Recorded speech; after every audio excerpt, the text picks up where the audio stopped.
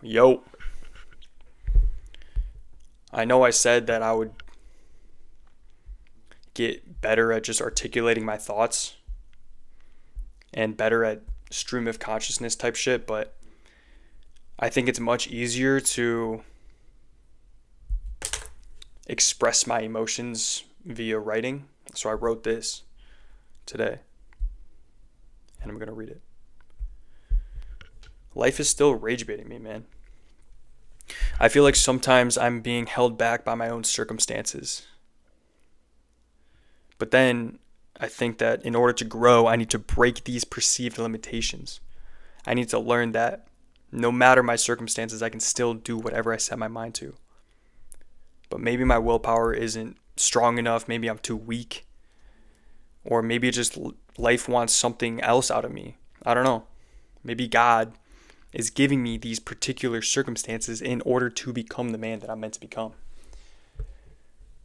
But it feels like I keep trying to move forward. I keep trying to do the things that I want to do. I keep trying to experience life, but there's always like another barrier.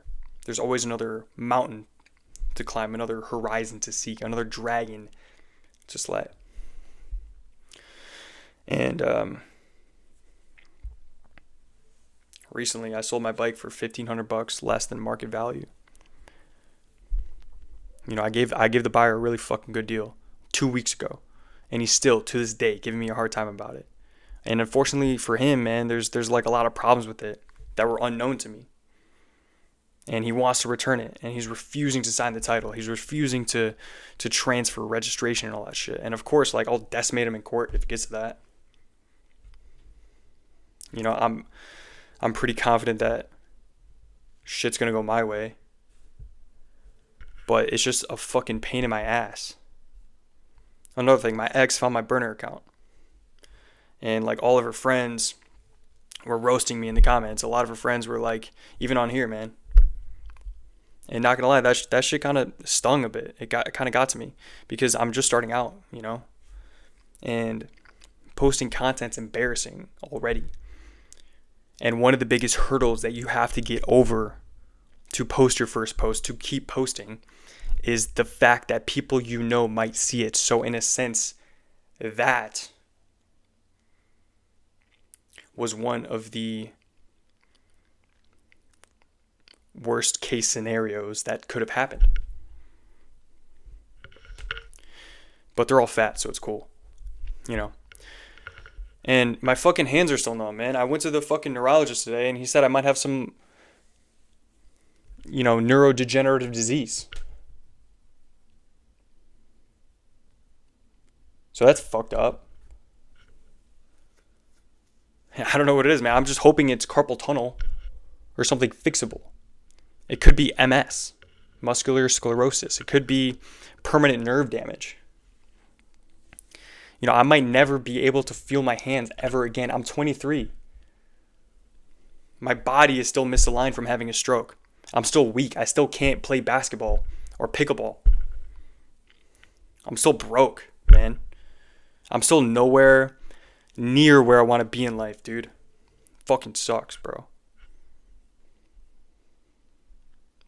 And most days, like today, I just feel like shutting my blinds and closing my door and lying on my floor in the dark.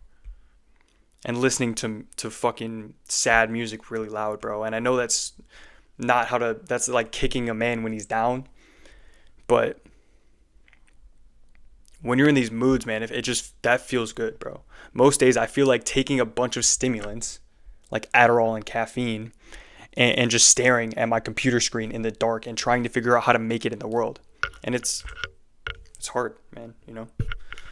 Like, being unemployed is fun, sure, but frankly, it's kind of embarrassing, bro. It's boring. You know, they say that this is the lonely chapter. That right now is supposed to feel lonely when you perhaps don't relate to your current friends. Maybe you don't want to party as much and you don't want to go out on the weekends as much, but you want to level up.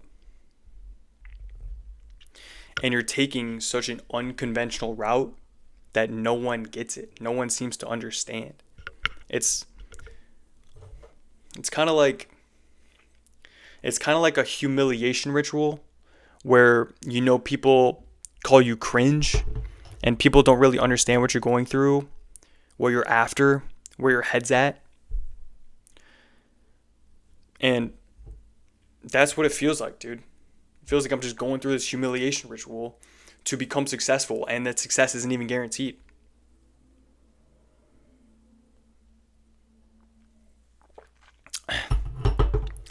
And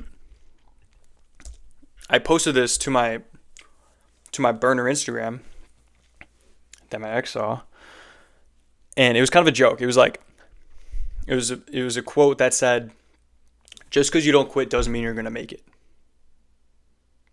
But that's kind of half of the quote. It's like the full quote is, just because you don't quit doesn't mean you're gonna make it, but quitting guarantees you won't make it. Whatever. I only posted half the quote. I'm trying to be funny here. And that's even half of the quote is facts, bro. Even without the second half. And I'm not quitting, but just because I don't quit doesn't mean I'm going to fucking make it, bro. These might be, there might be cobwebs growing on my YouTube videos in a few months, as I sit in a cubicle once again and fucking take cold calls and smile like I'm happy to be there. Meanwhile, I want to blow my fucking brains out at the board meeting. And to this day, I'm still lying to people, I'm lying to my dad about having a job, about making deals happen, and like, what am I after? I'm after those pats on the back. I want to be validated and, like, that I'm doing the right thing, but that was never me, bro. And I made a video already saying how I'm just afraid of inadequacy and how that fear might overcome my desire to be great. But it was never me. I was never supposed to ride a desk or do cold calls or excel or kiss ass to a boss that I don't respect. My most recent corporate boss, she would always want me to like CC her on emails that I sent to clients. She would always kind of like be really adamant about that. And she had a particular way of saying things and doing business that she just had this watchful eye over everything I did. And she wanted to critique everything I did, that sometimes I would purposely not CC her because I wanted to be myself and do it my way. And if I crash and burn, if I lose the client, then that's on me, bro. That's my learning experience. And most of my clients was like a $500 commission. And if I lose them over a fucking email, then fuck you, bro. I'm getting chump change anyways. My splits are fucking me. But that's my learning experience, man. And I didn't want to conform to her way of doing things because I just didn't want to conform at all. And I already felt like I was conforming by having a 9-to-5. I felt like I could somehow, I felt like if I could somehow intertwine my own individuality into what I did, then the conformity that I was experiencing wouldn't seem so bad. But, spending every day around sheep, spending every day around people who already accepted the conformity, who accepted that there isn't really any room for individuality, that really crushed my spirit, man.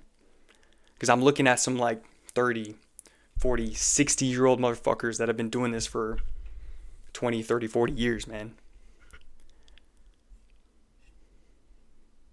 And maybe it won't work. Maybe I'll fall on my fucking ass, bro.